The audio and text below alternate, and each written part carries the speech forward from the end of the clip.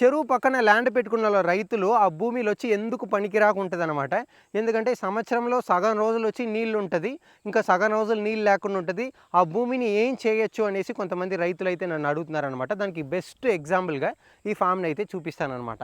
ఈ ఫామ్ చూసారంటే ఒక 2 ఎకరాలు వచ్చి చెరువుకు ఆనుకొని ఉన్నాయన్నమాట. సంవత్సరంలో 9 నెలలు వచ్చి నీళ్లు డంప్ అయి ఉంటుంది, ఇంకా 3 నెలలు ఉండదన్నమాట. దాంట్లో ఏమైనా చేసుకోవచ్చు అని అడిగితే వాళ్ళకి చక్కగా ప్లాన్ వేసి ఇచ్చిందే ఇది ఫామ్ అనమాట. ఇక్కడ చూసారంటే ఇట్లా 100 అడుగుల దాకా మొత్తం ఇట్లా గుంత అనేది తవ్విచ్చారనమాట. ఇట్లా గుంత తవ్విచ్చేసి ఈ 1.5 1 ఎకరం 75 సెంట్లు మొత్తం ఇట్లా ఒక 4-5 గుంతల్లో ఇలా తవ్విచ్చేసి ఆ బార్డర్స్ మొత్తం అటువైపు ఇటువైపు వచ్చి కొబ్బరి చెట్లు పెట్టేసి మధ్యలో నీళ్లు వదులుకున్నారనమాట. సో ఈ నీళ్ళు చూసారంటే సంవత్సరంలో ఎప్పుడు నీళ్ళు ఉంటుంది కాబట్టి దాంట్లో ఫిష్ వదిలేస్తే ఆ ఫిషింగ్ పెరుగుతుంది అనమాట. దాంతోపాటు కొబ్బరి చెట్లకి నీళ్ళు ఇవ్వాల్సిన అవసరమే ఉంటుంది అనమాట.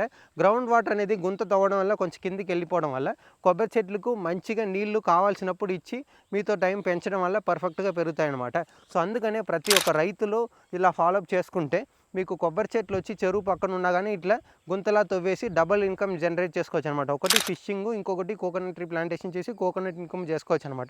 ఇది వచ్చి ఒక పర్ఫెక్ట్ మెథడ్ అనమాట.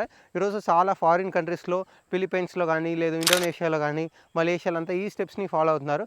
మన ఇండియాలో ఈ కొబ్బరి రైతులు ఇలా చేసుకుంటే ఎంత నీళ్లు ఉన్నా కానీ భూమిలో మీరు కొబ్బరి చెట్లు పంట చేసుకొని ఈజీగా ఎవరైనా మంచిగా చేసుకోవచ్చు.